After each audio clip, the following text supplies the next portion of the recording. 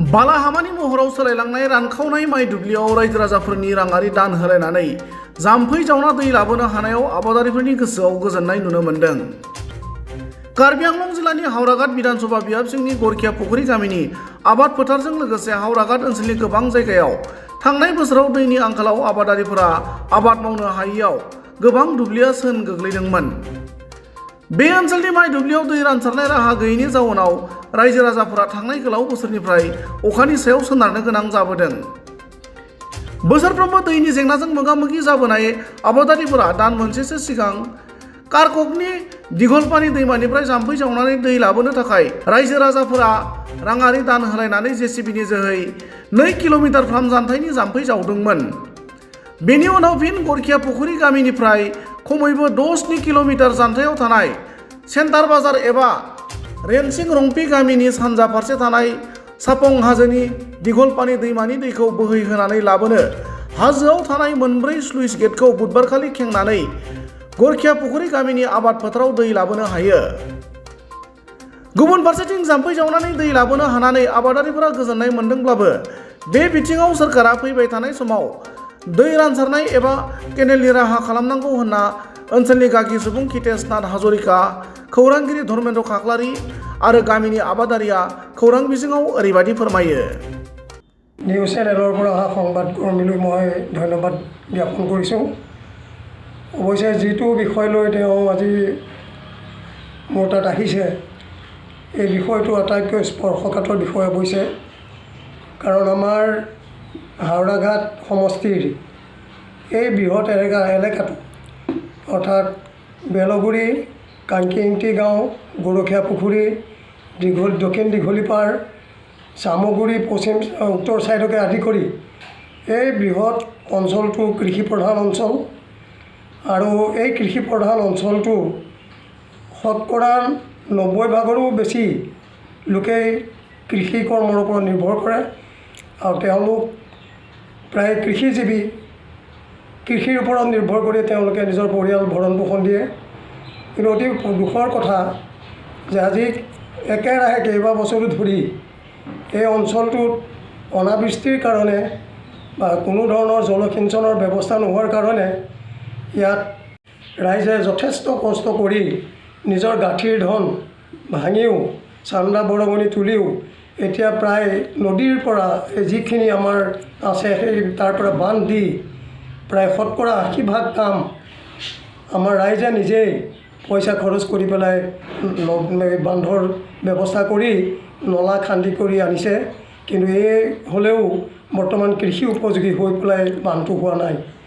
সেয়েহে আমি সমূহ ৰাইজে আজি চৰকাৰৰ ওচৰত প্ৰাৰ্থনা জনাইছোঁ যাতে এই কৃষি প্ৰধান অঞ্চলটোত এই নদীৰ যিটো বান্ধ আছে, সৰু বান্ধ, এই বান্ধটোৰ মাজেদি যিটো নলা আছে সেই নলাটো যদি কিছু আৰ্থিক অনুদান বা কিছু আঁচনিৰ অন্তৰ্গত কৰি সুমুৱাই লৈ যদি বান্ধটো দিব পাৰে তেতিয়াহ'লে নিশ্চয় এই অঞ্চলটো বহুত উপকাৰ হ'ব আৰু কৃষি কৰ্ম কৰিবলৈ কৃষকসকল আগবাঢ়ি যাব পাৰিব।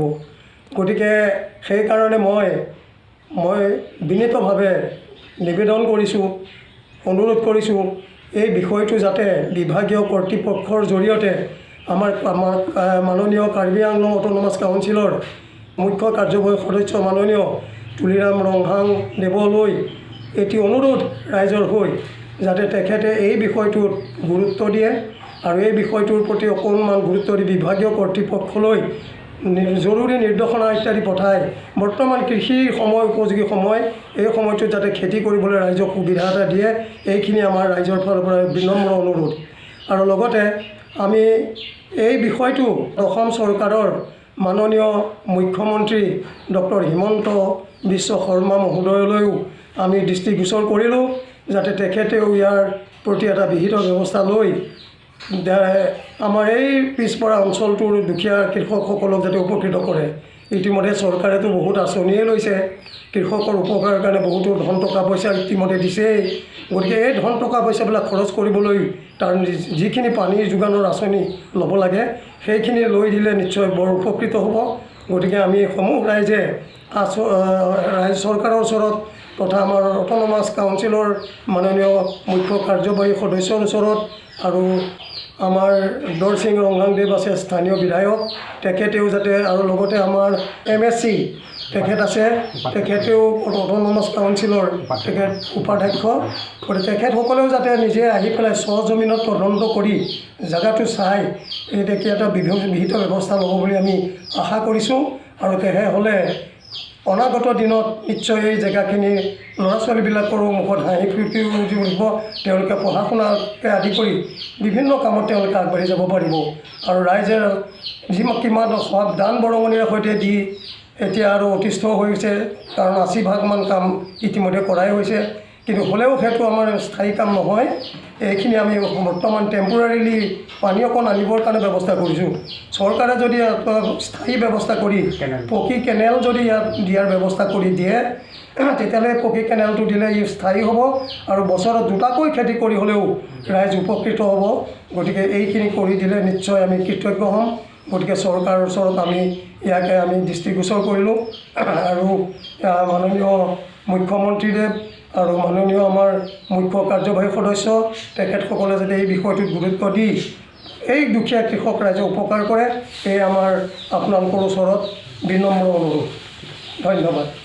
নমস্কাৰ, মই শ্ৰী ধৰ্মেন্দ্ৰ খাকলাৰী, হাওৰাঘাট সমষ্টিৰ অন্তৰ্গত গৰিষা পুখুৰী গাঁৱত বিগত বহু বছৰ ধৰি মানে খেতিৰ ক্ষেত্ৰত মানে খেতিপথাৰ চন হৈ ৰয়, মানে কৃষকসকলে মানে বৰষুণৰ পানীৰ ওপৰতে নিৰ্ভৰ কৰে।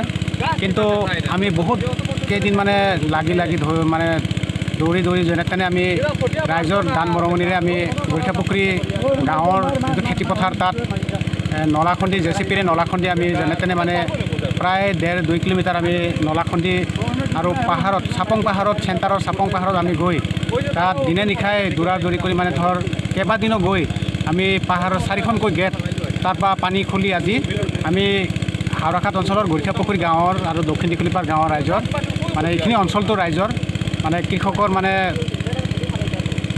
হাঁহি বিৰিঙাবলৈ সক্ষম হৈছোঁ বুলি ভাবিছোঁ। কাৰণ বৰ্তমান আমি আমাৰ গৰিষা পুখুৰী মানে খেতিপথাৰত পানী আনিবলৈ সক্ষম হৈছোঁ, কিয়নো বৰ্তমান কৃষকসকল কোৰ লৈ আহিছে, মানে কঠীয়া পেলাব আহিছে, দ্বিতীয়তে ট্ৰেক্টৰ লৈ আহিছে কঠীয়া পেলাব। এতিয়া মানে দেখিছে আপোনালোকে নালাৰ পানীৰ পৰা মানে পানী সিঁচি আছে মটৰ লগত ট্ৰেক্টৰ লগাইছে। গতিকে ইয়াততো যদি আমি নালা খন্দি যদি আমি চাপং পাহাৰৰ পৰা যদি 4খনকৈ গেট খুলি যদি আমি পানী নানিলোহেঁতেন, তেতিয়াহ'লে আজি এই নালাৰ পানী আজি আনিবলৈ সক্ষম নহ'লোহেঁতেন। আৰু আজি নালাৰ পানী আনিব পৰা কাৰণে আজি ৰাইজে কঠীয়া পেলাবলৈ পাৰিছে বা কঠীয়া পেলাব। গতিকে আমি ইয়াৰ যোগেদি আৰু লগতে ক'ব বিচাৰোঁ যে আমি ৰাইজৰ দান বৰঙণিৰ যোগেদিহে আজি আমি নালাটো খুন্দিছোঁ ৰাইজৰ সহায় সহযোগত, আৰু ৰাইজৰ সহায় সহযোগতহে আমি চাপং পাহাৰত গৈ 4খনকৈ গেট তাত খুলি দীঘলীপাৰ নদীৰ যিটো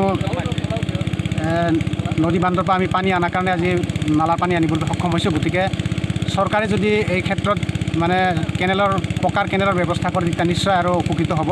গতিকে মই চৰকাৰক অনুৰোধ জনাইছোঁ যাতে চৰকাৰে অলপ নজৰ দিয়ে। ধন্যবাদ।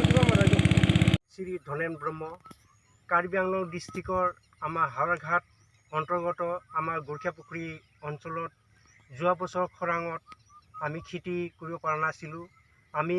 আমাৰ গাঁৱত পূৰা আমাৰ 90% আমাৰ খেতিয়ক, সেয়েহে আমি পানীৰ অভাৱত খেতি হোৱা নাছিলে। আজি যোৱাকালি আমি গৈ চাপঙত 4টা চুইচ গেট খুলি আজি কেই তাৰিখ? আজি আমি পানী আনিব সক্ষম হৈছোঁ।